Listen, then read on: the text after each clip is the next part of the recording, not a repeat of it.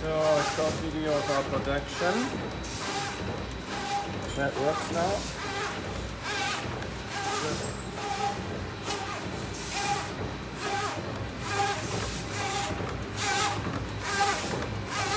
This one's open.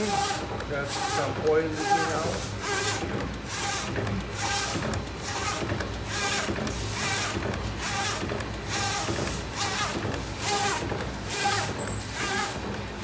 No need for guidance rails, but I had to modify the inlet here a little bit. Otherwise they would all fall in here.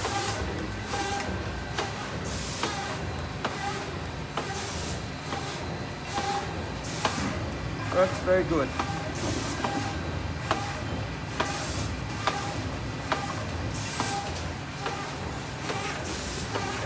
Full speed.